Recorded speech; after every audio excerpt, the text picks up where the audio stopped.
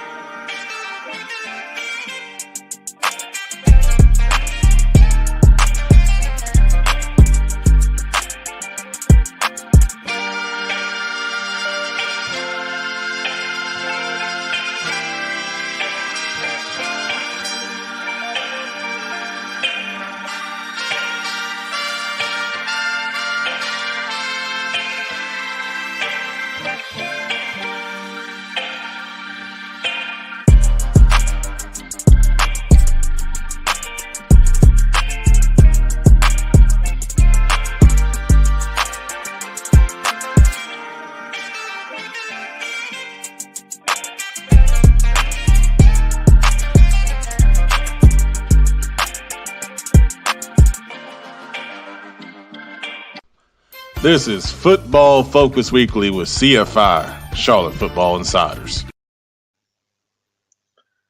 The best theme song out there from Solo Steves. Shout out to Solo Steves. I love hearing it every time when we start the show.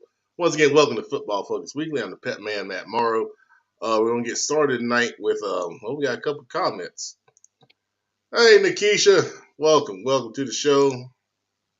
Hey, Nikisha. Hey, Karen. nice to see that you're watching tonight. Thank you for the support as always, and welcome to everybody else that's watching. And we also got to say welcome to the engine, Kenneth McClamrock. What's up, Pat? How you, brother? So what do you mean? Are you registered? What does that mean? Well, now that voting season is over with, of course, Pat, are you registered for the winter showcase on December 10th? 2022, the greatest recruiting event in the history of North Carolina for juniors and seniors. That's right. And we're going to talk about that right after Pet Man's players. But sit back and relax. Everybody's saying hey to everybody. Let's get that on. Chat administrator, welcome. And Nikisha is the show greeter tonight. Your family, greet everybody with a hello, Pep. Hey, exactly. Good evening, Nation. Nice to see you. You know what? Let me say something about this because this just popped up. I was just going through the Facebook page, and then I started seeing things about top badges and top commenters, and I was like, where did that come from? Like, hold on, Facebook, hold on. We should be able to control that because people just started getting this stuff. So, Lanesha, I don't know.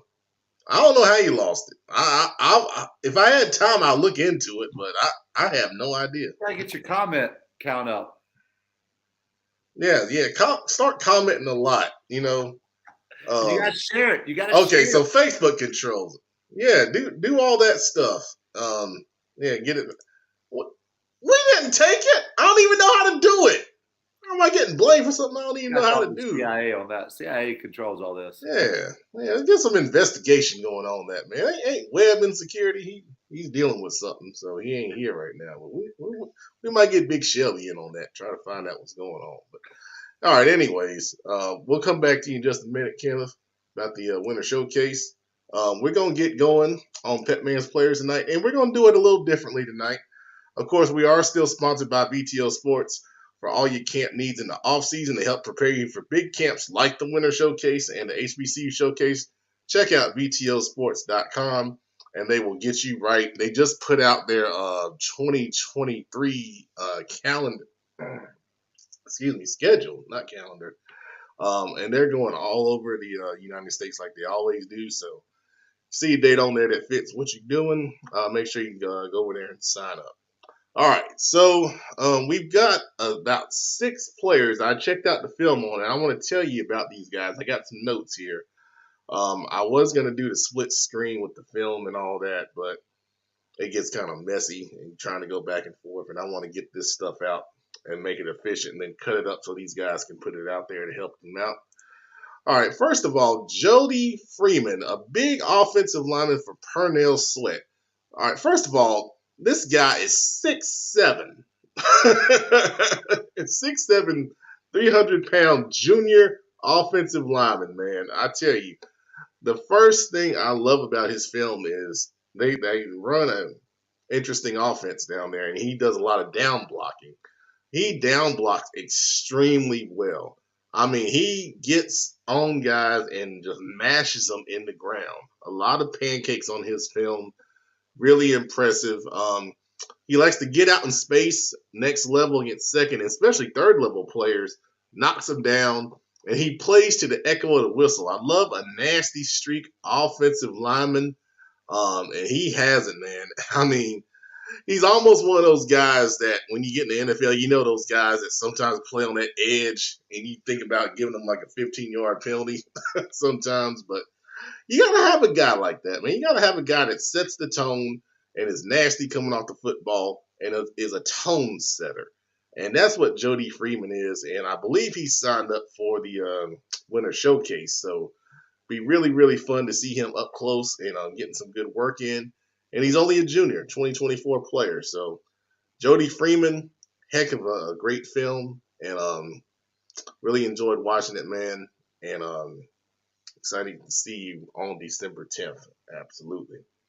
All right, we're also going to talk about Anderson St. Clair, who's an athlete for Forest Hills.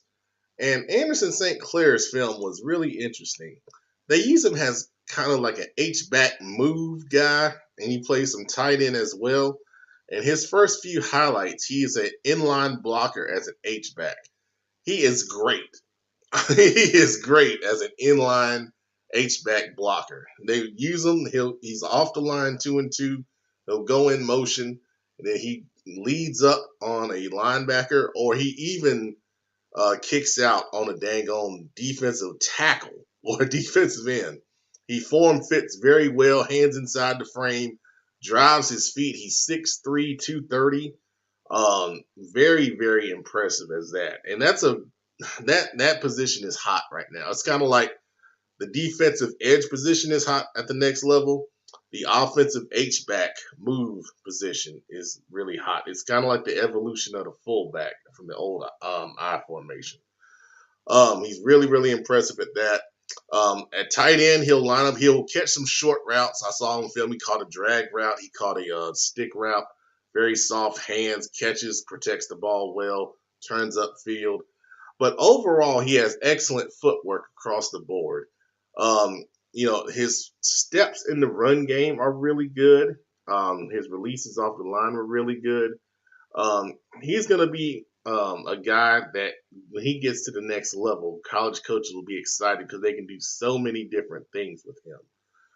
So Anderson, really enjoyed watching your film. I think you're a great athlete. Athlete is really good for your designation. And I'm excited for your future. I think best football might be ahead of him for sure. All right. Jameer Holmes, quarterback at Bessemer City. First thing the first thing is I marvel at his size. This young man is 6'5", 200 plus pounds at the quarterback position. You look at his film, the first thing you're thinking, of course, in Carolina is Cam Newton. That's what he looks like.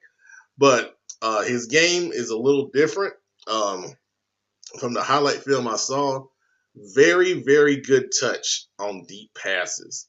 I mean, it was a thing of beauty to watch him throw the football. I mean, if you just think about a picturesque, way of somebody just standing back and just launching the ball, that's what Jameer Holmes is. Really, really fun to look at that. I think he throws with great anticipation on in-breaking routes. There were a couple of times in the red zone. There were some slants that he completed for touchdowns that were thrown in the perfect window, in that first window against the linebacker level there, dropping back, and he fit it in there. It was really, really good. He's got good arm strength. Um, I think he's a diamond in the rough. I think hopefully this will kind of help spur a little bit of exposure for him because at that size, I think schools will be interested. I think he has the ability to play another position from what I know about him. But I think he's a great quarterback prospect, with that size and that arm strength. Very, very good film. Enjoyed watching that. All right, let's go on to Christian Rutledge, running back at Southview down east towards Fayetteville area. I tell you, the first clip in his highlight film, he's running a run kind of off tackle, and he's surrounded by 3 defenders. He runs through 3 defenders and breaks it for about 70 yards and a touchdown run. It's super impressive, man. So I love his footwork and his overall strength in short spaces, especially. There's a couple runs and there's a guy that's right there in front of him. He makes a quick move to get away from it. And he makes another quick move at the second level. And then he's out the back door and going for a touchdown. And that's my second note. He has great vision to find the home run. When I was at Harding, Jamel Cuthbertson was our running backs coach. And one thing he always talked about was an alley to make big plays. Typically, there's an alley between the hash and the numbers where running backs want to get to break out and make those big plays. Rutledge finds that alley very, very well. He also has very good speed. He doesn't get caught in the open field. Every time he broke one on the film that I saw, he was taking it the distance. So it's always great to see a home run hitter from the running back position. He's only a junior as well. So he has another season, coming up to do some more big things on the football field. Great job, Christian. Really good season. The theme tonight with all these guys is their season is over. So we wanted to highlight some kids whose season is over. They're not in the playoffs right now. We wanted to give them a little shine, a little love. Justin Garland, big offensive lineman from Concord, 6'3", 300 plus pounds. Oh my gosh. I turned this film on. Now, his first play was actually on defense, where he stripped a running back and was taking it back the distance. I don't know if he scored. He cut it off before he scored, but that was impressive in its own right. But he's a nasty run blocker who specializes in knockdowns. Several of his highlights will result in knockdown blocks of him coming off the football at the line of scrimmage. I think he pulls and fits very well to the second and third level, especially. Concord like to run a lot of power plays off tackle. And several times he's pulling to the second level, fitting that guy, and then he ends up in the ground. Really, really impressive stuff. And then and we talked about his nasty run blocking. He has a great first and second step. When you're teaching offensive linemen, you want to tell them to get that first and second step down on the ground as fast as possible, and using your proper, run fit technique. He does a great job of that. And that's why that helps him be the nasty run blocker that he is in place to echo the whistle, similar to Jody Freeman, who we talked about earlier from Pernell Sweat. So Justin Garland, great season. Really, really impressive stuff. All right, the last guy we're going to talk about is, ironically, I just talked about this young man to someone right before the show. Brady Stober, sophomore quarterback from Hickory. I talked about him last year. He was a Pep Man player. He had a really big game. The one thing I love about him, he has excellent timing and rhythm off of play action. His first few highlights, there's a play action fake. He's in rhythm. He gets the ball out and delivers it to where it needs to be efficiently, accurately, and usually for touchdowns. It's really, really great. Several of his highlights are deep passes. Displays great accuracy on the deep passes. There's one highlight especially. He drops back in rhythm. It's a catch in three-step rhythm, and he drops it in the bucket in the red zone into the corner back pylon, only to where his receiver can catch it, and it was beautiful for a touchdown pass. And he also can throw well on the run, making off-platform throws. As a sophomore, that's really exciting to see. And Hickory's got someone special in that young man, making big plays already. And I know Coach Glass is excited to have him in his program. And he's got 2 more years to continue to make big plays and get on that big-time recruiting radar. And as he continues to grow, I think he'll definitely get there for sure. All right, so a little bit different tonight on Pep Man's Players. Once again, sponsored by VTO Sports. Make sure you check them out. VTOsports.com for all your camp needs to get prepared for camps like our winter showcase coming up, which is going really well. Right now, we're going to turn it over to the engine, Kenneth McClamrock, who's going to tell you why the winter showcase is going so well right now. So let's see what he's got. What you got, Kenneth? Pep, we made a promise last year whenever we opened up the HBCU Carolina Showcase Mother's Day weekend that it was going to be the greatest single recruiting day in the history of North Carolina. And, Pep, we blew it out the water. My goal personally was to have 25 to 30 colleges there. I wanted to be in that mark. We ended up with 31 colleges and universities in attendance. I thought that we would have somewhere around 75 college coaches. We had over 90, 93, 94, 95, somewhere around those numbers, almost 100. But for this showcase, for the winter showcase on December the 10th at Mallory Creek High School, we already have almost 40 colleges and universities coaching staff that have confirmed that they will be in attendance. And Pep, this is how crazy it is. This is how big time it is. This is how much colleges know that the 704 matters to them. We have had FCS schools who have altered what were going to be their official visit weekends. If you don't know, the official visit weekends are whenever they pull out all the stops to all their top recruits and they roll out the red carpet. They have altered those. We have almost 40 colleges that have already confirmed. A college called me just early tonight, late this afternoon. Coach, we are trying everything we can to get there, and it's probably going to be multiple coaches on our staff because we want to see it. I've had multiple coaches hit me up over the past couple of days. They haven't confirmed yet, so we haven't put them out there. But they're saying, Coach, we are doing everything that we can to get there. We have already sold out of the quarterbacks. When I tell you that we're going to sell out, I mean we are going to sell out. If you remember last spring, we had 340 kids there, and we had almost 100 kids later that we had to turn away. Why do we turn away? Because number one, we're not here trying to rip you off. This isn't a scam. There are a lot of camps out there who will gladly take your $200 or your $300 or your $150, and then that's all you get. They'll give you an hour of instruction and you go your merry way. There was a coach last year, Pep, you'll know exactly who I'm talking about, who tweeted out when he saw our graphic last spring that when you have 30 plus colleges coming, that's like going to 30 college camps for the price of one. 30 times 50, I'm not very good at math, but that's a lot of money. we're charging you crazy low. We're talking about $2 a college almost that we are charging. $1 a coach that we're charging that's going to be there to watch your son. This is an incredible value. Incredible.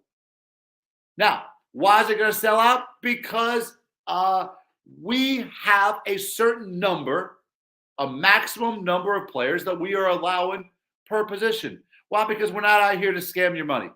We want your player, your wide receiver, your defensive end, your linebacker, your running back, your offensive lineman.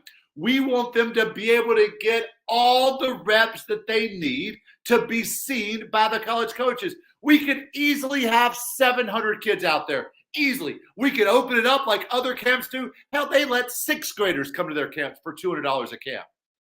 But no, we have juniors and seniors. Why? Because that's who colleges are recruiting. We have limited it so that you can get all the ass shots that you want.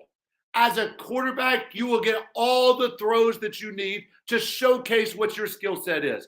As a wide receiver, you will get all the routes that you need to showcase what your skill set is. Because we want to do right by you. Because at the end of the day, Petman and I, we came up with this. Because high school coaches kept telling me the transfer portal, the extra year of COVID, it's killing us. Colleges are not recruiting our schools. I've had high school coaches reach out to me this week and tell me college coaches still are not coming by like they used to.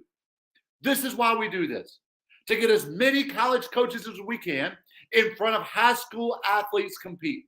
That's all our goal is. Our goal is to help you. For 18 years, I helped kids get recruited. There's not a school in this county that I did not help players get recruited from. And college coaches will tell you that. And here we are. We're limited. We've kept it as cheap as we can. We're half the price, even a third of the price. There is a camp out there that will charge $300, and they have 6 colleges coming. 6 colleges for $300. We are well beneath that. We are well beneath a pair of shoes. We're about 2 family dinners with my 2 9-year-old boys to come to this camp that could change your life.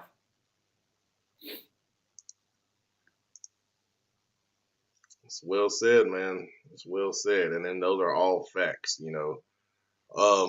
And the thing is, we don't do this on the cheap either. We have long sleeve dry fit shirts that are custom made for this camp that I paid for ahead of time.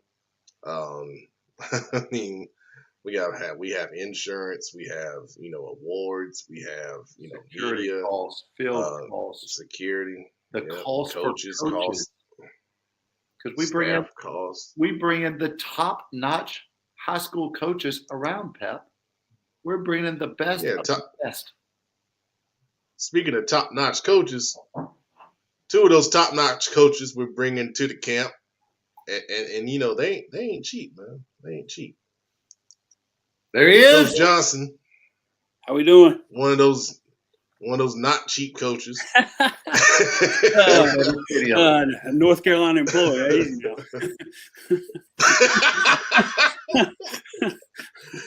And then the other not cheap coach, Big Shelby. You know how much chicken wings cost in Shelby? God, hey, man. Especially after us losing, man. We paying $20. We gotta pay $50 for a 10-piece now, man. You didn't know he's usually eating for free. You don't win in Shelby. You got to pay for your meals now. Dang, man. It's got to be a long winter, man. Oh man, how you guys doing? Good, Pep. How are you? I'm doing great, man. I'm doing great. We got some big games to talk about tonight. Championship round for the private schools all across the state of North Carolina this week. Absolutely, man. I'm trying to find my right little. There we go. All right, let's get the little board up here so we know what we're talking about. Where are we? There we go. All right. We'll share that and we'll get it up. All All right, here we go.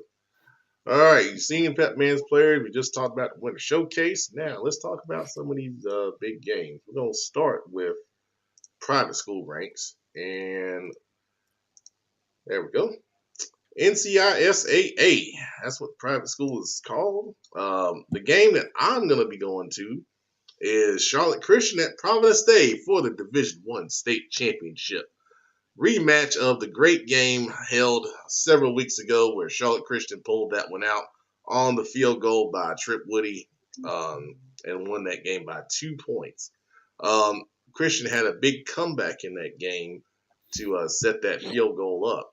I tell you, it seems like I cover this game at least once a year, and it's always a great game. It gets down to the fourth quarter, the last couple minutes, and then someone makes an amazing play to pull it out.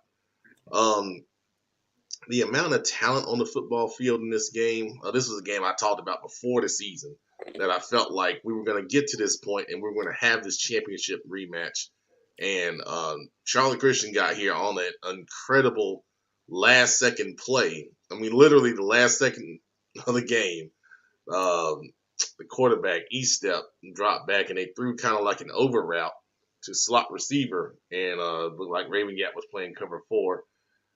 Young man caught it for the touchdown pretty easily and set off a great celebration. And that's a great moment for Christian. But obviously, when you talk about this game, it's been high scoring the past few years. I think it'll be high scoring again. You guys got any thoughts on this one? This is gonna be a classic game, Pep. It was a classic game earlier this year, a 1-point win. You did a great job describing that. I mean, you have some of the greatest talent in the country that's playing on this field. Just a phenomenal game. Great program, both of them. From a coaching standpoint, I mean, when you play twice, we talked about it last week. It's hard to beat somebody twice with the Mallard Creek Huff thing. Also, both of these are, great coaching staffs, but, who's going to be the one that throws in the wrinkle on either side of the ball, or who's going to be the one that pulls the onside kick? We'll go for 2. Who's going to switch it up and risk it all and make it count? Absolutely. Good points right there. You talk about talent. Let's shout out some of these talented guys. We'll start with Charlotte Christian. Cam Step at quarterback. Armonte Ferguson was selected for the Queen City Senior Bowl, a dynamic kick returner and a DB. Karan Jones, who's getting offers from every program in Division I, it seems. Grant Tucker is a very talented young man that can play both sides of the football. Derek Brown Jr., outside linebacker, who was selected for this Queen City Senior Bowl, 6'3", 230. Really, really athletic, kind of that edge player we've been talking about. Micah Gilbert, who's been getting offers, dynamic receiver and can play some DB. We mentioned Trip Woody, the really talented kicker who made that field goal to win the first matchup. And then just going down the line here, Odera Irizu, a little bit unheralded. I saw him at the UNC Charlotte camp over the summer. I think he's a really, really talented defensive lineman. Gavin Major, I think he might have got hurt, but he's a talented player at left tackle that can also play some defense as well. And then Danny Stevens is another one of those nasty guys that gets it done on both sides of the line for Charlotte Christian. And then, of course, with Providence Day, it seems like they're household names now in Charlotte. Jaden Davis, the incredible quarterback, has done a great job all year long. Jordan Shipp at receiver, we talked about. Keon Abdul-Rahim, probably their best player on defense at linebacker. Channing Goodman, one of the talented wideouts, has got offers from everywhere as well. Jaden Holler, who caught the game-winning pass against Charlotte Catholic. He's also in the Queen City Senior Bowl, 6'3" receiver. And then they've got a few other ones, and Chris Peel, of course, who's committed to Georgia. Very talented running back and DB. I can sit here and talk all night. Liam Gruel, who's also in the Queen City Senior Bowl. We took him as a tight end. He also plays linebacker for Providence Day. And then, of course, they got the big lineman in Tyson Moore and another lineman we took in Josh Hole, who is just a monster at 6'6", 300 pounds. So there's so much talent on both sides of the football. Very excited to be out there on Friday night. Of course, there is another. Oh, let's get this comment out there. Let's go, Charlotte Christian. All right. If you see us out there, me and a producer. Oh, who's here? I'm sorry. What's up? Hey, good evening, gentlemen. Glad to be here. Good evening. How we doing? Pretty good, pretty good. Good to see you, Mega Man. All right, Division 2. We got number 2, Covenant Day, having a great season, going up to Asheville School. This will be another high-scoring game. We talked about Asheville School. The quarterback, Javier Rice, has had a great season with several dynamic receiving threats on the outside. With Covenant Day, we've talked about Kulavatos, who's been very talented, been a Petman player several times. And, of course, the big lineman, Dane Steele. I will tell y'all, it hadn't been announced yet, but he's going to be in the Queen City Senior Bowl. I've got some great audio from the call when we gave it to him. I'm excited to share that with you guys here in the next couple of days. But he also is in the short yardage package. He's rushed for like 8 touchdowns as a left tackle this year, which is pretty unheard of. But, you take your best lineman and put him in the backfield. It's working. It's working for him. So, of course, this matchup, I think Asheville School won this first matchup pretty handily. But, like Coach Johnson was saying, we got these rematches here in the private school ranks. One of the things that Covenant Day is going to have to do, obviously, is shut down that dynamic passing game that Asheville School has. They won their last game 47-3. Good gracious, over High Point Christian. I mean, I don't know if they can find a way to possibly slow the game down by running the ball behind that big offensive line. You guys got any thoughts here? Set Pep. Yeah, that first matchup between these guys, I was trying to find the score here. It was 51-33. So Definitely a shootout. yeah, it might be some scoring for sure. All right. Let's get to our public school games. Big games here. Oh man, Independence at Grimsley starting off. The Patriots here because they knocked off Olympic. Oh my gosh, 55-6, I believe was that final score. I gotta say, I didn't see that coming. I mean, I know people felt like Independence was the better team, they were going to win, but that was impressive. And then Grimsley, a lot of us felt like Catholic, had a good shot going into that game, but Grimsley, took care of them pretty handily. The final score is 42-30, but Catholic scored with like 1 second left to make it a little more respectable. So interesting matchup here. Grimsley, of course, hosting this game, being the number 1 seed in the bracket. I'll let you guys go first. You got any thoughts here? Yeah, Pep, we saw it week 1. Once again, we keep talking about it. We saw the maturation of Justin Little in the second half of that week 1 game versus J.M. Robinson. I saw one of those little snippets that local sports show did on DJ and Patriots, and he was talking about Justin Little. And he said, in order to be considered one of the great quarterbacks at Independence, you got to win a couple. And so I love that DJ is putting that on him. I love that DJ has set those expectations so high, and the kids are playing like they believe that they can do exactly that. And that's half the battle. Absolutely. That's well said. Go ahead, Coach. Shout out to Independence O-line coach Cam Ray, my boy. He's an up-and-coming O-line coach in the area. People need to learn his name. He's doing a really good job. That offensive line is simpatico running that outside zone. It looks nice. It's the elephants on parade. It's smooth, and those guys have done a good job this year. That's well said, man. And I did the ESPN 730 podcast on Monday, and one of the things I talked about was how unheralded that Independence offensive line is. I think the big thing about it is they don't have the big 6'3" guys, the guys with the big, great size, but they work so well as a unit. And that's a testament to Coach Ray that you just shouted out there, Coach. That's a good call. Very, very good. They are really, really good. And they use their leverage so well. And they're strong. They're really strong, especially when you look at the highlights of Little throwing the football, there's no one around them. Clean pocket. There's no pressure. Yeah. And he's definitely poised. He's very poised in the pocket just to be a sophomore too. Absolutely, man. That's great. Looking at Grimsley on the season, they have their stats max preps, which really helps us on the show. So their quarterback, Stevens, is a senior.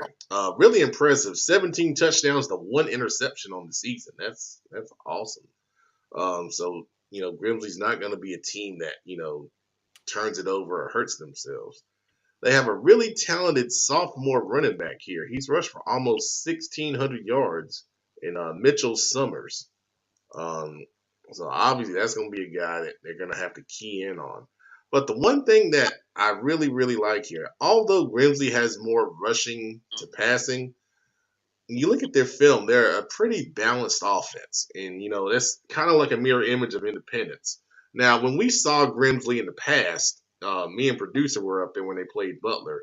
It was almost kind of like a West Coast offense. There's a lot of quick passing, getting the ball out quick to their playmakers in space.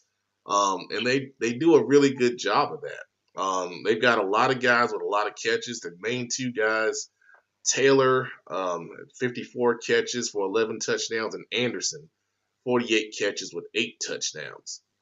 So they're going to have to stop a multifaceted attack right here for Independence. Something they've seen before, but, on a high level, I feel like Grimsley offensively is really, really clicking based on, what they did against Charlotte Catholic for sure.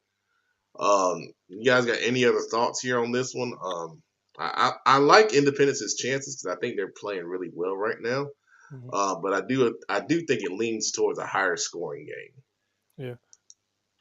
I like Independence chances just because of their strength of schedule and the road that they had to get here. I think they played better competition. I think the best 2 teams on Grimsley's schedule that they played probably was Charlotte Christian. Then they played Reagan pretty good in the beginning of the year. But pretty much other than that, they had a close game with Page. So I think they even though the offense been scoring points, it's just probably been a lot of up and down inconsistency probably against the good teams. But I think Independence they're playing with a purpose. You can tell by the way they play, like it means a lot to them no matter what the weather is. And I think the odds favor Independence. Obviously, we're going on the road. It's going to be a little different. You're going to somebody else's house. You got to listen to different music, and it's a different schedule as far as what you're getting ready for, though. But, I think Independence is all the favorites on this one. Pep, I used to tell my quarterback and Coach Johnson, you'll probably say things to your guys as well, similar to this. But if a quarterback, if his touchdown to interception ratio is 70% touchdown, meaning, you've thrown 21 touchdowns and only 3 interceptions, you are going to win a lot of football games. If you're at 80%, you're probably going to be able to make a run to the playoffs. And if you're at 90%, you're playing at a championship level. And at 19 touchdowns to 1 interception, that's pretty sticking championship. Independence, obviously you're in the 3rd round. They're going to have to play lights out. But I think the DJ is going to have them ready to do so. It's just nice to see that Absolutely from them. Like you said, they were after they've had their legendary run. They had a long string of sort of kind of average records and average seasons. But it's nice to see that resurgence, and they're certainly exceeding expectations. Well, outside expectations. They're probably not exceeding their own expectations, which were probably obviously high. But I think we all thought that DJ could get them here, but the fact that he has them at this level so soon is impressive because he hasn't been there all that long, and they're already playing at a high level. Definitely agree, man. Good stuff. Joe Hees weighing in saying, I hate the strength of schedule argument at this point. If you're at this point, you've done something and beat someone to be here. So, yeah, third round of playoffs, man. Ain't no pretenders no more. That's for sure. All right, another big game here. And this was listed as a national AFHS game of the week. Huff going on the road to take on East Forsyth. I looked up the East Forsyth stats. Thank you for putting those in. And one of the things that I've been hearing about just in researching this game is the quarterback, Alexander Rayner. 39 touchdowns to 2 interceptions on the year. Kenneth, I think that meets your ratio. That meets the 90%. Sure. Right. Wow. What a dynamic player. He's a dual threat. 1,240 yards rushing on the season. He's the leading passer and the leading rusher. Dozier has 659 rushing yards on the season.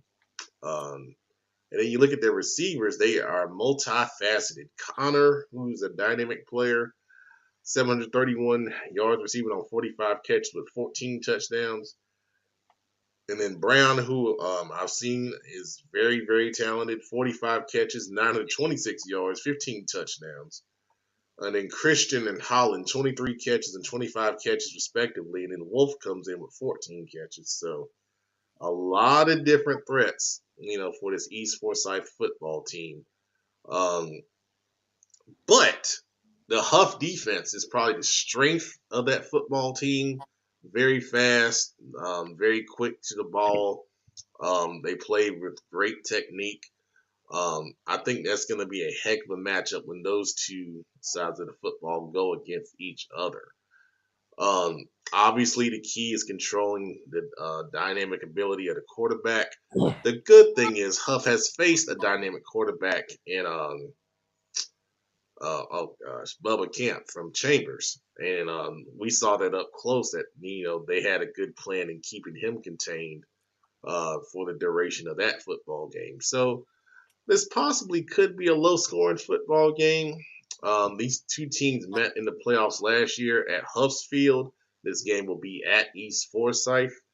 And of course, East Forsyth is well coached. Todd Willard has done a great job with their program. They've had a couple of championships over the past couple of years. Coach Beal, defensive coordinator, has been there a long time. I know how bad they want to beat Charlotte in the playoffs. And this is one of their best opportunities. What do you guys think here? I didn't really know anything. Go ahead, Coach. I was just saying, Pep, you said that Huff's defense may be the best part of their team. And I think it can be argued that their special teams is the best part of their team. When we talk about being able to flip the field, when we talk about being able to return kicks and punts, when we talk about just the power that creates whenever you score and you're kicking it out of the end zone every single kickoff. East Forsyth is going to have to drive 80 yards minimum every single time they get the ball. They're not going to start very many P&10s on Huff's side of the field. And I think that, we always say this, right? We're waiting on the Huff's offense to really be who they're capable of being. I think that they're going to need their offense to be at full capacity and full strength and bring their best game. Yeah, I watched Rayner's highlight. I didn't know much about East Forsyth from late. I mean, when that highlight crosses the 8-minute mark and you're up for Mr. North Carolina Gatorade Player of the Year, I mean, that he looks like he hits the circle button a lot. He looks very PlayStation-ish. But I will say, having seen Huff up close, to beat them, can you score 21 points? Can you score 24 points? That's fun to talk about.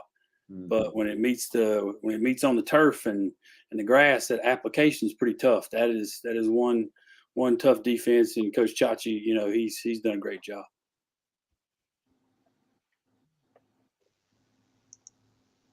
Absolutely. Good stuff, guys.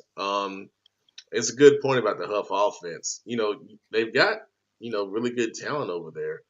Um, I'm hoping the Tad Hudson Markel Quick connection, can make some big things happen. We saw that firsthand last year in the big game against Chambers.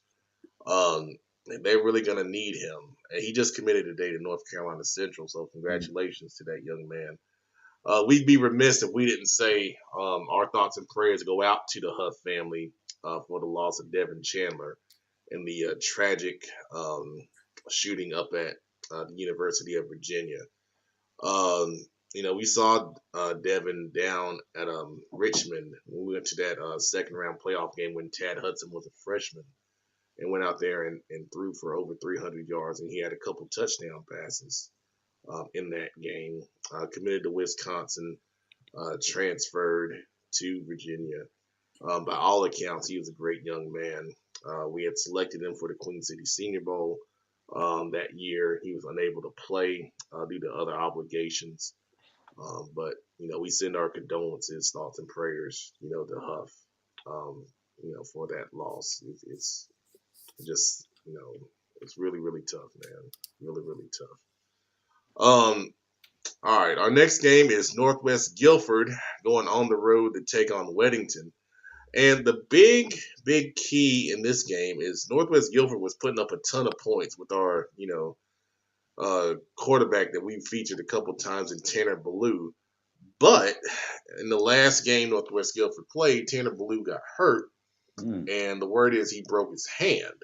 So obviously he's not going to be playing in this game here, and that's a big loss for Northwest Guilford.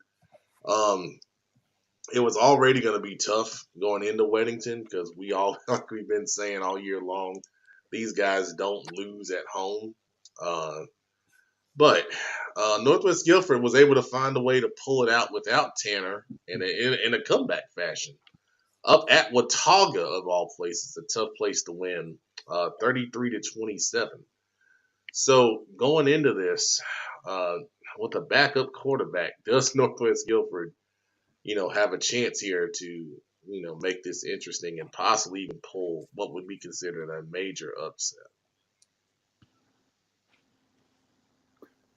I did not know that Tanner had gotten hurt. That kid was poised to cross the 4,000 career passing yards mark as a junior.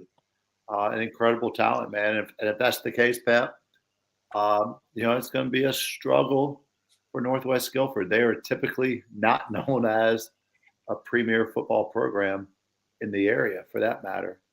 They've had an incredible year. It sucks for them if that's the case. Hopefully not. Yeah. Actually did my coaching internship at Northwest Guilford while I was in college with the basketball team, and like Kenneth said, that area is really known for basketball. So I think those guys, and I think that coach staff, Coach Wallace, who graduated from who used to work at my college, that's the head coach there. I'm sure he had those guys ready enough for the task to come down there and play Weddington. But like you said, it's unfortunate not being able to play in a game like this with all your guys that you need. But I think Northwest Guilford, they're happy to be here. I think they still want to keep exceeding expectations because I don't think a lot of people in that area probably looked at them this year and say, hey, they're going to make a little run or they're going to make it this far in the playoffs. So I think the coaches know that, the players know that. So I think they're using all of that as just added fuel to the fire. Absolutely. Speaking of Ballou, his stats so far on the season were 2,639 yards passing, 35 touchdowns to 9 interceptions. So really good ratio right there. And then they have a running back who's really going to have to step up if they're going to have this, upset victory. And Mike Gadet, he's a former Pet Man player. He's rushed for almost 1,600 yards this season and 12 touchdowns. So, he's going to have a really, really special game to, try and get this done. They have another quarterback, but he doesn't have many stats in here, so I think it's going to be more of a running game, definitely for Northwest Guilford. On the flip side for Weddington, we talked about the usual suspects. I also want to highlight another talented kid, linebacker Jack Collins, who's a leader on the defensive side of the ball for those guys. He does the dirty work in the middle of the defense, and there's a big reason why. That Weddington defense is improved and playing better football right now, for sure. So I'm sure it'll be a nice crowd out there. It'll be a little cold. Make sure you get your little hand warmers. Producer, I got our hand warmers, by the way. All right, good We'll stuff. be ready. We're gonna need those.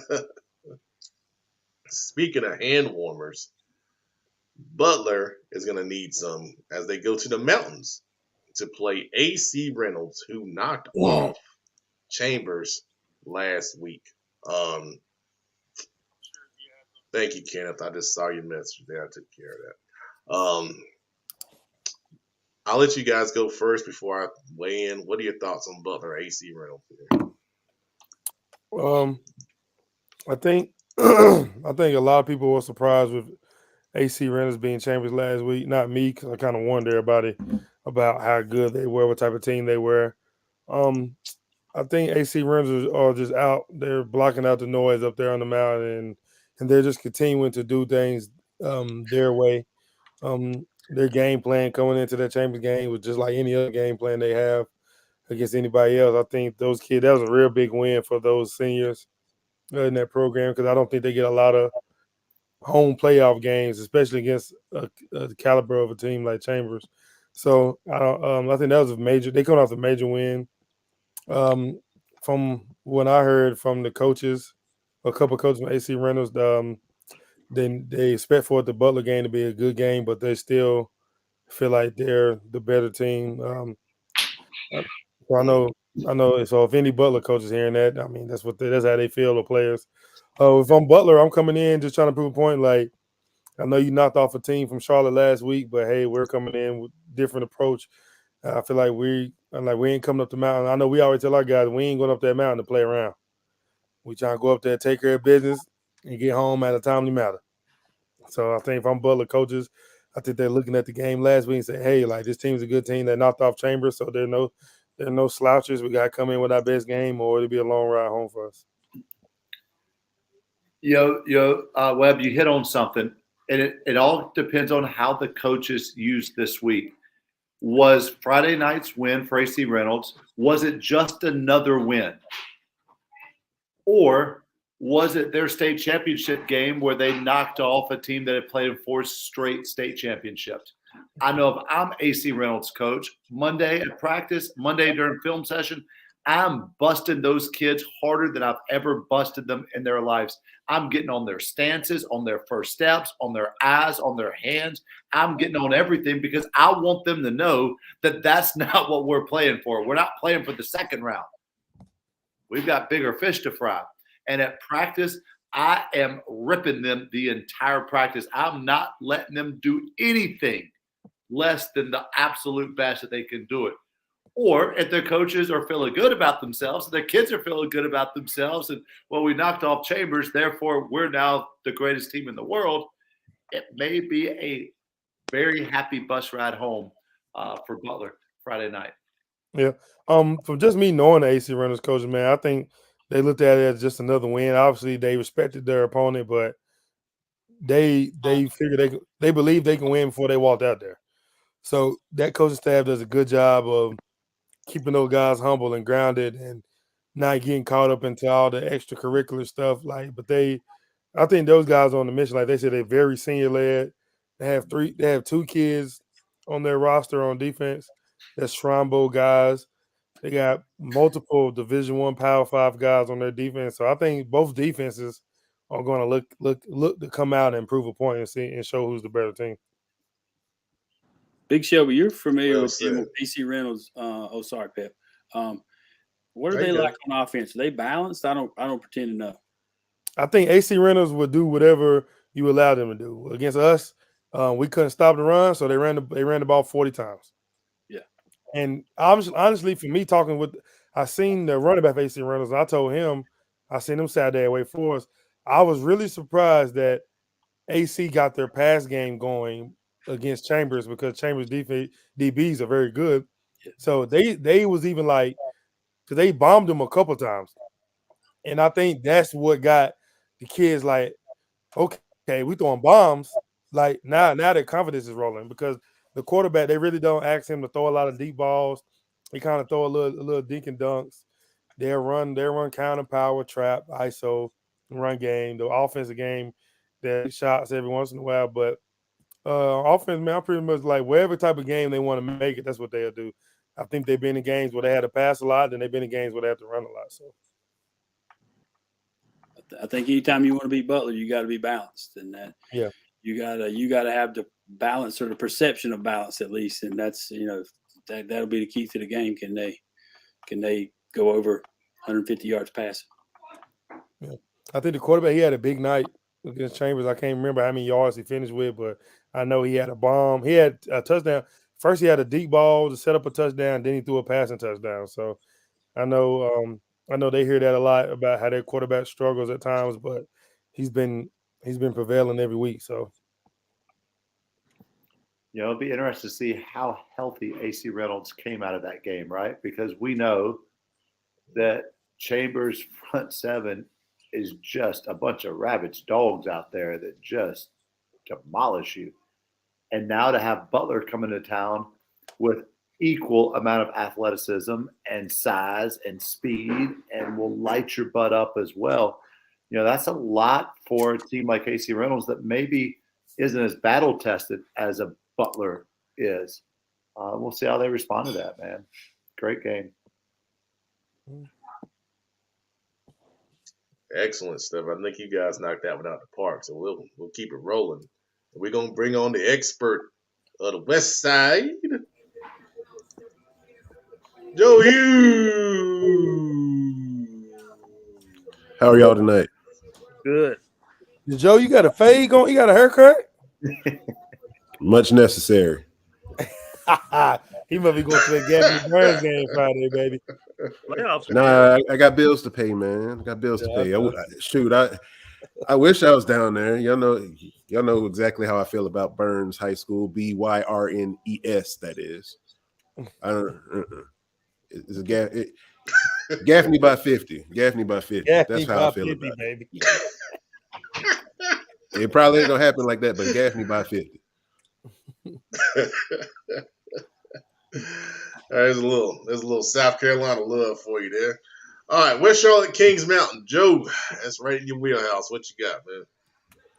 Yeah, it was kind of funny last week watching Kings Mountain because they weren't at full strength yet. They just totally battered around the Smoky Mountain team that had been in contention with just about anybody and everybody they had played. They were they have a quarterback, Jed West, if I remember his name correctly.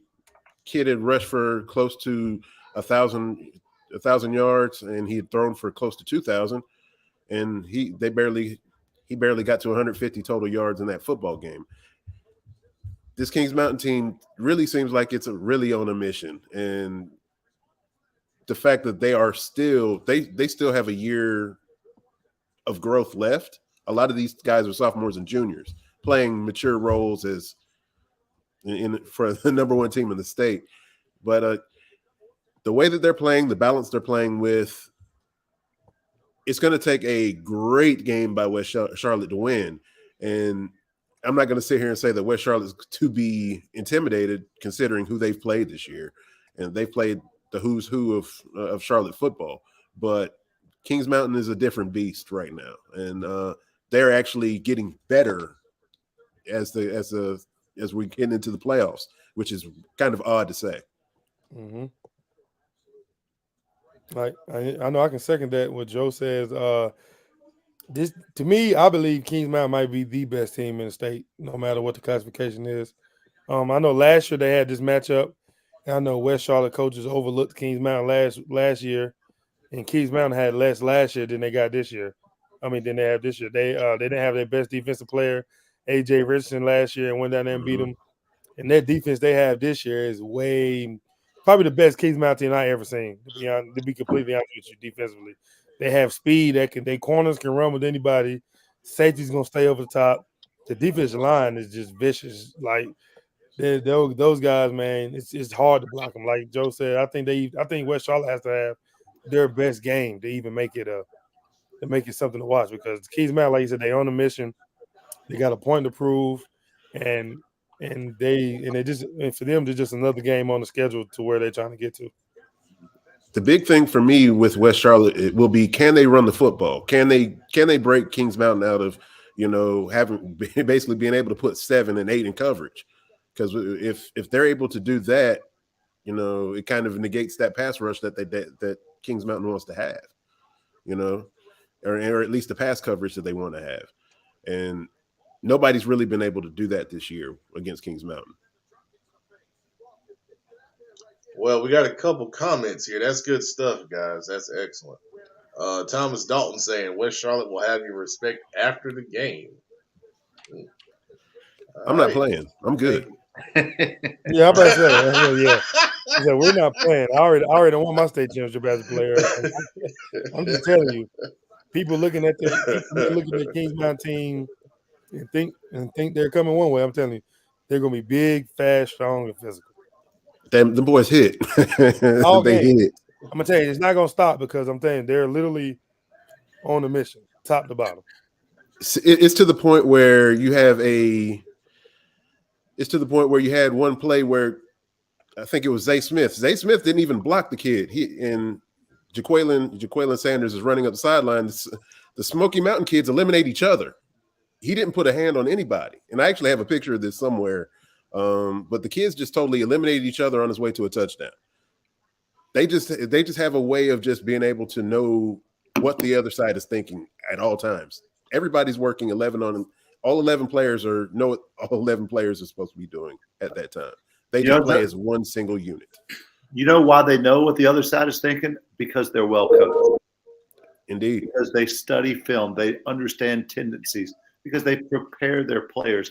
That is the greatest compliment that you could ever give a coach and staff, is to say that their players play like they know the other team's signs or play calls or whatever, because of their preparation. Yeah. For people who haven't seen the Kings Mountain. Oh, go ahead. I'm sorry. No, I was just saying they're definitely locked in, and they're trying to put that conversation to rest about the whole championship thing and not having one, and they're dialed in. So I feel like they themselves will be disappointed with anything less than the championship at the end, but locked in, looking good so far. And I know a lot of the teams in Charlotte haven't seen the Kings Mountain, but what I can compare them to, you remember when Chambers started going on their run in 19 and 20, and people just kept raving about how fast their defense was. I'm telling you, you would not. I don't think no team would be able to outrun Kings Mountain. Zay Smith has track speed. they have speed, and they're fast and physical. And I'm telling you, man, I know it sounds weird coming from me, but trust me, I'm telling you, them guys over there at Kings Mountain, I will say they're well coached, and them boys played. They are playing lights out. Kings Mountain has one of the nicest rooms in North Carolina as well. I think that if you haven't seen that, you should look at some of the pictures or check that out. It's probably big key to their success. That is one nice weight room. I'd put it in the top 5 in North Carolina. Wow. We'll have to check that out, man. I like seeing a good weight room. It's good stuff. Mm-hmm. Let's see here. There's one comment. Right here, Marcus Bell. Kings Mountain learned last year in the first round against Franklin to never overlook anyone. Focus is at an all-time high. They should have lost that football game. They should have lost it. Wow. It took I think it was around between 95 and 97-yard drive for them to pull that out in Franklin. Franklin outplayed them for the duration of that football game, except for those 2 minutes that Lamont Littlejohn engineered that drive. Playing the other side of this, West Charlotte, like you said, has played good competition. Late in the season, we saw them take Chambers to the edge. That was a 2-point game in the fourth quarter before Chambers was able to pull that out. in a more of a defensive way. I think the kid Flo had a couple of interceptions. I think it was 2 pick sixes to put that game away. But West Charlotte has athleticism. They have talent. It would not surprise me for this game to be close, for a while because they have ability. The thing that's going to be the key, though, is can they run the ball well enough to support their freshman quarterback?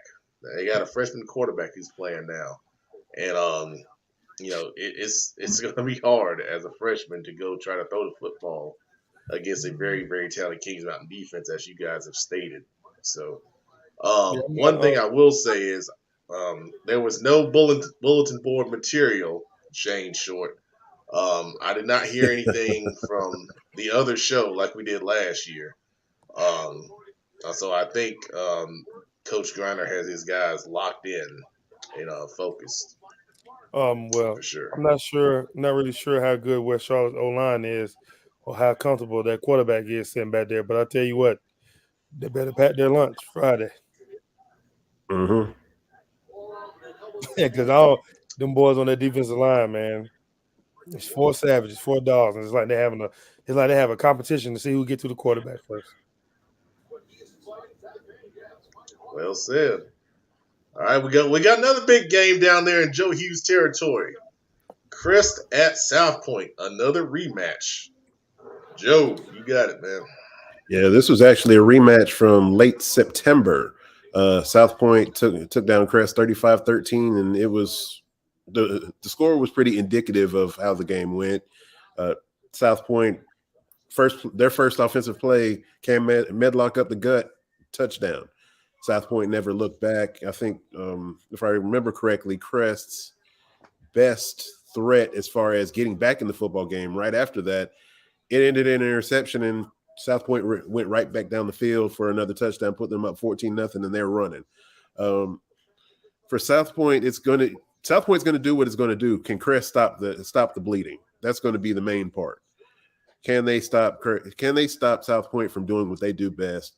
And honestly, right now, it's a real good question with how Patrick Blee is playing and how Cam Medlock are playing. I think that if I remember my math correctly, they had all but 27 yards of more than 300 last game against Crest, and they controlled the line of scrimmage pretty easily. Can Crest get their passing game going as well? Javarius Green had 4 catches for 70 yards and a fumble. They're going to have to get A.J. Adams and Malachi Addison involved, and that will pretty much be very telling of how that football game goes, as well as if they can get Aiden Carson going, who's a young running back, but he's come of age here over the last few weeks of the season. Mm-hmm. So, yeah, I can agree with Joe on that. I know South Point came out last time, and they put 2 people over Javarius Green, so I'm sure they're going to try to do the same thing again. So it's going to be if Crest can get Aiden Carson and Malachi Addison and A.J. Adams the ball, and can they make plays? Also, I think Taylor Husky has to be a big part of this game plan as well. Obviously, him being a quarterback, can he change the game by running with his feet? I know he's very capable of being a rushing quarterback, so I'm anxious to see what Crest would do differently offensively to try to put those guys in a different position than they was last time, and even defensively. I'm sure that defensive staff took that game personal, just from knowing them, seeing how they got ran over that first time. So I'm sure those kids are coming out with a purpose, and their defensive staff is coming out with a purpose to try to stop South Point. On South Point side, with them coming off probably the most points ever scored in the school history in a game against a great Dudley team, I wonder how can you get them back down and get them back settled in and say, hey, I know we scored 74 last week, but I know that staff is over there. They probably – I'm sure they expected that. I'm sure they expected to win. Like, you're playing teams now that expect to be here. Like, South Point expects to be in this position every year. Crest expects to be in the position every year. So I'm sure South Point, they celebrated that Saturday, then back to work on Sunday, and I'm sure they've been putting in work this week. So the hard thing about South Point offense is you know what they're going to do, but can you stop it? Yeah. And last week, Dudley did a lot of shooting itself in the foot. I went back and watched that game right after I got home on last Thursday, and it was just a comedy of errors. Some of them caused by South Point just being absolutely well coached, but some of them were just, hey, I can't get the ball back to the quarterback, and the ball just suddenly lands into a South Point defender's hands. I don't think Crest is going to do that, but also Crest is a whole lot better matchup than Dudley was for South Point. But then again, South Point's just good enough to make things difficult for just about anybody. I think their defense also does not get the credit that it deserves. It forced 4 turnovers last week. First play of the game, Aiden Ramirez catches an interception, returns it 14 yards for a touchdown. So that told me everything I needed to know about that football game. South Point basically knew exactly what they wanted to do. Dudley didn't adjust. Dudley made mistakes. South Point capitalized. Well, that's the best breakdown you're going to get of Crest and South Point right there. No more needs to be said. Awesome. Salisbury at Burns. Joe, you might as well just keep on going. Yeah, Burns was mighty impressive last week. Yeah, 42-0 against a good Shelby team. I didn't expect that. I don't think anybody expected it. Phone calls and this and that going on throughout that night. But this is actually going to be a very physical football game.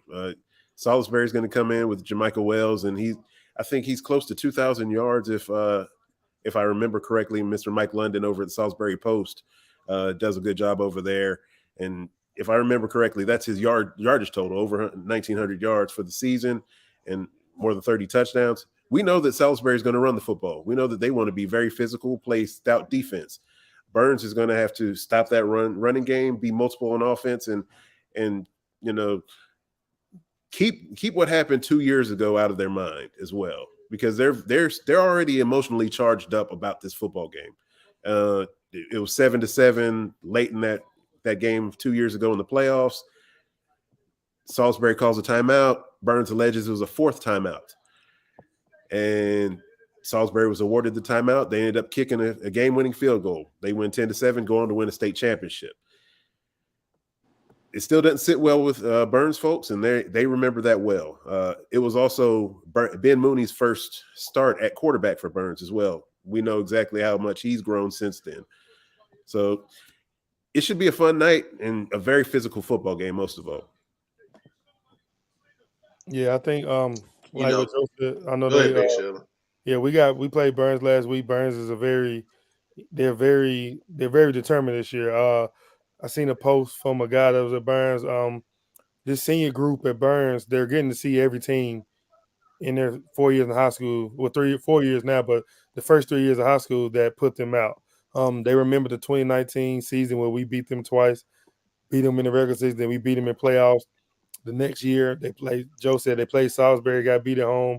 Last year, I think they lost to either Hendersonville or Reedsville, but Hendersonville got beat, so they won't get to see them. But they're getting to get their get back on everybody. They kind of ruined their chances at it going to a state championship game. I know from just playing them, they're going to be they're very physical. They're very motivated. Defensively, they're fast. They're big up front. Their linebacker, Kahari Haynes, is a force, along with the other linebacker beside him. Then you have Ryan Thompson in the back end that gets it done on offense and defense. Lamont Wilson, that's a very physical safety that'll fly down and come hit you. You got LJ Allen at corner. That's basically a 6'4" corner you trying to throw at. So those guys, they have all type of guys that can come at you. They have both the Surratt brothers playing. I think they play both of them play corner as well. They're both fast. So this Burns team is very motivated, man. I know like Joe said, they can't really worry about the game that happened last time with them against Salisbury, but they can also just use it as fuel to the fire. Obviously, coming off a big win over us, they had the 24-hour rule. Don't worry about beating after you beat us. Don't let that be your last memory of playing. So you want to make sure that those guys, I'm sure that staff, Coach Devine and Coach Mario Clark, I'm sure those guys have those guys. They'll be amped and ready for this matchup, and I think it'll be a good show down there in Lonsdale. Awesome stuff, guys. Thank you for that. Real quick, Monroe at East Surrey heck of a football game right here. East Surrey led by quarterback Folger Boaz on the season. 2,832 passing yards, 46 touchdowns to 5 interceptions. He's also the leading rusher with 632 yards on the ground. These guys love to throw it, though. They've thrown it more than they've run it this year. Main target at receiver, Johnson has 833 yards receiving and 11 touchdowns. And then David Keener with 36 catches for 13 touchdowns and 626 yards receiving. Last year when these guys played, I felt like it was going to be a high-scoring game. Then it ended up being like a 14-12 game. So it was a great defensive struggle, which, sometimes you get that with two great offenses. The defenses really lock in and play well. But want to wish the best to Monroe as they go on the road again up to Pilot Mountain. Where is Pilot Mountain? Pilot Mountain. Pilot Mountain. Duh. Pilot Mountain. Thanks, guys. I appreciate you guys. I love you guys. I love you guys. Have I told you that lately? I love you guys. See, anyway, let's move on. I say something I regret. I think this will be a good game too. It's another great two-way matchup. East Surrey does a lot of things schematically that if you don't have the athletes to match up with them, they will kill you. And I know Monroe was always a very athletic team.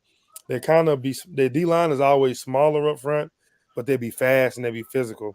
And I know they always be able to get after the quarterback. They will have tremendous speed on offense and defense. East Surrey will be very big. So those guys, I think if East Surrey can come out and be able to establish the run game early, I think it'll probably give Monroe some fits just because of the size of East Surrey offensive line and their skill position. But everything goes through the quarterback Boaz. If he comes out and he having a good night, then it might be a long night for Monroe. But I think it'll be a great matchup. Two teams that's very familiar with each other. I know Coach Trent Lohman, he had them guys ready to go East Surrey. Like another game where two teams, they both expect to be here and be competing for championship. So 2A is loaded. 2A is absolutely stacked. All right. Awesome stuff. Great job, guys. Appreciate it. Now, I didn't do my job and calculate the predictions from last week, so I have to get that updated. But it is time for predictions. I'll have it all updated next week, I promise you. Let's get that on the screen here. All right. Coming down the line, we got Covenant Day at Asheville School. Joe Hughes. Asheville School. This is a championship game, by the way. Big Shelby. I'm going to go Asheville School. Mega Man. Asheville. Coach Johnson. Asheville School. Engine. Thinking dogs were barking. No reason to change it. Asheville School. Give me Covenant Day. Hard to beat a good team twice. Let's go Covenant Day. Hard to make up four scores. Covenant Day for the win. All right. Chris at South Point. Big Shelby. I'm going to ride with the Chargers, man. Cleveland County forever. All right. Mega Man. Give me South Point. Coach Johnson. South Point. Engine. Hard to make up over 3 scores again. South Point. I'm going to roll with the Red Raiders. 74 points against Dudley. I can't go against that. Joe Hughes. South Point. All right. Monroe at East Surrey. We just talked about it. Engine. Oh, man. That's the toughest pick. Monroe. All right. Coach Johnson. I'll go with the home team, East Surrey. All right. Mega Producer. Hey, this one's tough. East Surrey. Big Shelby. I'm gonna go East Surrey. Joe Hughes. Man, if it was at Monroe, I'll pick Monroe, but it's at East Surrey, so especially it's too close to call. So you go with the home team in that regard. I'm gonna go with Monroe. I think the second time around, like Shalimar said, is the best time. Look it up if you don't know it. Salisbury at Burns. Mega producer. Another tough one. Give me All right, Big Shelby. I'm gonna go with Burns. Joe Hughes. Burns. I'm gonna take Burns as well. Engine. Burns. Coach Johnson. I'm going to go Burns. Big Shelby convinced me about after talking about the revenge tour. That sometimes that means a lot. What got me too, Coach. Well said. All right, Catawba Ridge at Greenville. This is South Carolina football. We know Joe Hughes knows South Carolina football, so he's going last. Oh, no. I was thinking of him. I'm going to take Catawba Ridge. Engine. You know, I think Greenville is playing so hot right now. Give me Greenville. Coach Johnson. I'm going to go Catawba Ridge.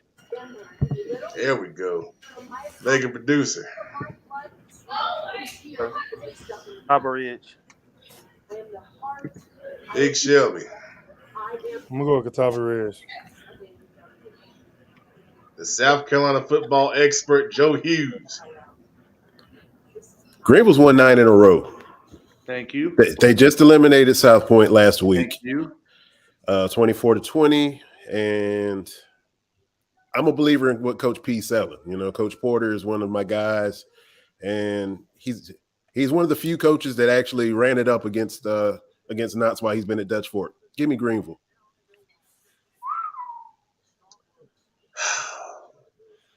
Dang on it. All right. And then finally the bonus.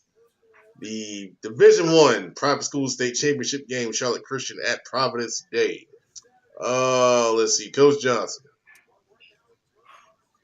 Great job by Charlotte Christian this year. I got to go Providence Day. That's that Jaden Davis. Mega producer. Yeah, I'm gonna take Providence Day pretty much for the same reason. I feel like, you know, Davis, that excellent quarterback just gives him the edge. Big Shelby. I'm gonna go with Providence Day, man. I'm gonna go with Providence Day. Joe Hughes. Providence Day as well. Engine. Providence Day. Boy, I was the only one that picked Charlotte Christian last week, and you came through for me. They're going to come through again for the Pep Man, Charlotte Christian, for the state championship. Let's go, Coach. All right. Hopefully they still let us in at Providence Day. All right. Don't let us in. I'm gonna get in. You might have to watch through the fence, man. All right, good stuff right there. Well, we are on time for once. This has never happened, so let's keep it rolling. It is that time to slime with your favorite host,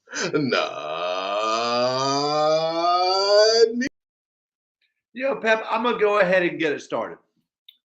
So as you guys know, I like to partake in a Bojangles every now or now. Can we just talk about Bojangles for a moment? You know, one of my great joys of Bojangles was ordering their seasoned fries. They were perfectly Cajun seasoned slices of fried potato, and they made me smile. But can we talk about what the seasoned fries have become at Bojangles? They are little more than crisp puffs of air. When you bite into them, you hear a sound because there is no potato inside of them. It is a crisp of, and that's it. And sometimes they don't even put the Cajun seasoning on them like they need to. I've got to ask myself, Bojangles, I have been your most loyal customer. I have loved you more than I sometimes love my two sons. I have loved you more than I love my grass, than I love my dogs, than I love anybody not named my wife. But Bojangles, this disloyalty towards me is starting to come to a halt. Please give us more than seasoned puffs for our seasoned fries. Pat Man, who you slamming on tonight? Seasoned puffs. God have mercy. Man, honestly, I haven't had that bad of a week, so I don't have much to slime, except for the fact that I don't know when this happened. Maybe I just hadn't been paying attention, but I got a bag of Lay's potato chips right here. Okay, these are Wavy Original. You see the bag right here? It looks very, very full, But when you open a bag of Lay's potato chips, it's not that full. When you look inside, look at all that air. Look at all that air in there, man. The bag's half full. I'm sliming Lay's potato chips, man. Fill your bags up. Why is there so much air in this bag? It's like false advertising. It says 7 3/4 ounces, but I feel like, 3/4 ounces of this is just air. Fill it up, man. It's half full, and I just opened it. I ain't on Lay's. Give me some money's worth, man. Your prices keep going up. What is this? $4.59? That's your suggested price for this? What the heck, man? $4.59 for this. I'm not paying for air. I'm paying for chips, man. Potatoes are on the slime tonight, man. I'm with you. Pep, like Bojangles seasoned puffs, like so many high school, like so many coaches that I know, just full of air. That's all it is, Pep. Full of air. Hughes Dot. Who are you sliming on tonight? It's become something I've seen a little too much of this football season, but I just didn't expect it to happen against the Gaffney Indians last week, against a team that hadn't won much of anything. But first thing I hear after kind of getting myself settled after Thursday and Friday night's football action, JL Man, high school football, decides to stomp on the Gaffney Indian logo. Why? You're about to get a mud hole stumped in you. And Gaffney went out and did exactly what it was supposed to do. Too often I'm seeing emotions rise during these football games, and typically it's the team that decides to step out of bounds that gets the beat down. Please stop doing that if you're not going to keep that same aggression and keep the other team from just totally annihilating you. Y'all get my slime for this week. Mr. Hughes, may I ask, is that an Outcast shirt that you're wearing? That is. That's a beautiful, beautiful shirt, sir. Thank you. Big Shelby. Man, I know you got somebody to slime. Who are you sliming on tonight? Be honest with you, I didn't really have nobody to slime. But I had slime a kid tonight, man. I was at work. Working at I work for a city park, athletic director. Sliming. We had an altercation that happened Saturday at one of our football games with some kids or whatever. So we get to practice today, and a kid decides, 12, 13-year-old kid decides to bring a gun to practice. Now we got baseball practice going on, and different football practice going on, and the kid just wanted to bring a gun to practice, and it was just crazy, man, how kids at ages 12 and 13 are just walking around with guns, and they bringing them to certain places and attempting to, we'll never know if they're attempting to put innocent people in harm's way, man. We just got to do better as a community and people, man. We got to stop giving guns to little kids, man. True that, Big Shelby. Quick change of subject, though. Big Shelby. So last night, Pep, can you dual screen us here? So last night was the Boys and Girls Club of Cabarrus County's 9 and 10-year-old skills basketball night / draft. I'm coaching the Hurricanes team where ACC influence. So I show up thinking that all the coaches were coming in, drafting kids fair and balanced. Big Shelby, in your side hustle, would you allow a team, we'll just call them the Tar Heels, these jokers showed up with 8 mother effing players automatically on their roster. 8 players. And then this dude comes back like he's going to draft. We only draft 9. And I said, bro, you just need to go on home, big dog. You ain't drafting nobody. Nah, everybody drafts the first round. Nah, you get the last randomly chosen kid who didn't show up, draw from a hat. That's who you get. 8 pre-drafted players. And then this joker, as he was walking out, this was going to be my slime. He was like, yo, I'm going to choose this little short dude that can't even dribble a ball. And I knew the kid. I was like, nah, dog, that dude ain't short. And he can dribble. Get the heck out of here. 8 pre-draft. I mean, you talk about touchdown to interception ratio, 8-1. That's what this joker came in with. What you think about that, Big Shelby?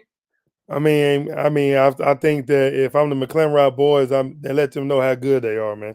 People people making their own teams just to beat them, man. Oh, let me know. So it gets even better. So I was given very explicit directions by my wife and my 2 sons. Dad, choose our best friend. I said, deal. I'll choose your best friend. Well, the team in front of us chose my boy's best friend. So I turned around. I said, hey, guys, do you mind if I trade a player for you? They said, no. I said, come on, dude. It's my kid's best friend, man. This kid's never played basketball before. Like, my wife has said I have to choose this kid. They said, we'll trade him for your first-round draft pick. I said, no. And they said, no.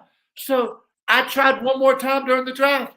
Draft ends. We're walking out. I walked up to these dudes. I said, are you seriously not going to let my son's best friends come on there? They said, no. So you know what I said, Big Shelby? I said, all right, knuckleheads. I remember that. Don't ask why what's getting ready to happen happens to you. That was going to be my slime for tonight. Both of those knuckleheads. High school football programs, if you're looking for a head coach, please consider Kenneth McClenrod before he gets thrown in jail for inciting a riot at a basketball draft. Community youth basketball draft, man. That's crazy. But I love, but from being a guy that works with youth coaches and everything, I appreciate how passionate you are and how you care about the kids, man. I just want what's best for him. Mega producer, who are you sliming on tonight? Well, I tried my best to think of a potato-related slime, but I couldn't get it. So I'm just like I've mentioned here before, I am a Lakers fan when it comes to NBA basketball. However, I am a native Charlottean, so I am a Hornets supporter. As you know, Pep can attest to that. I do not badmouth the Hornets. I support the Hornets, even though, I support my hometown team, man. But I got to slime all of them, man. And, Michael Jordan included. I'm just tired of the Hornets just always being at the bottom of the standings, man. Just it'd be nice to, it's been so long since they've been just really a contender in the East, other than playing in that 9 and 10 game and getting embarrassed. It's just, I would like to see them just put it together briefly. Even if you can't put together this long, sustained success, put together just once. Just shoot up at the top of the East just one time, man. It'd be nice to see, man. It would really be nice. For me, every time I look at the NBA standings, not to see them towards the bottom. You see that line where it's the playoff teams, and you see that 9 to 10. They're always under the line, man. I just want to see them towards the top 5 team at least once, man. Just put it together once, man. It'd be nice to see. But until then, I'm slamming all of them, MJ included, all of them. I'm with you, mega producer. That leaves us down to Coach Johnson. Who are you slamming, sir? I put y'all on Giselle last week, and she's at it again. But this week, I'm going to switch to the Foodie side. I'm a Union County resident, North Carolina resident. I'm going to slime Krispy Kreme. What are we doing? There's no Krispy Kreme in Union County. There's only 2 in Mecklenburg County. There's Dunkin' Donuts beside each other. They're not as good. I'm just going to put that out there. I'm not trying to hurt feelings. I'm just letting you know. If you haven't been to Krispy Kreme, you're a Dunkin' Donuts person, give it a shot. You won't go back. But Krispy Kreme, we need more locations. We can do better. I got a 9-year-old and a 13-year-old who are constantly harassing me about it. I need a Union County location. That's what I'm going to slime. We can do better. Rowan County has a Krispy Kreme. There you go. Harris I got County. a Krispy Kreme. We ain't got a Krispy Kreme in Shelby. No Cleveland County? Oh, y'all missing out. The chocolate glazed with the cream. I'll tell you one thing. Ingles donuts are amazing, though. I will tell you that. The what? Which one? Yeah, well, y'all probably never heard of Ingles in Charlotte. So No. Oh, the grocery store Ingles. Yeah, I heard of it. About the Piggly Wiggly? What you talking about, Wes? Exactly. Wow, y'all don't know about Ingles? That's so crazy, man. I've heard the name. I don't know much about it. Y'all would have known if y'all came to Shelby High this year. Y'all would have rolled past it, but Y'all so I didn't Good night, everybody. We'll be at Providence Day on Friday night. If you see us, say hello. Appreciate everybody's support.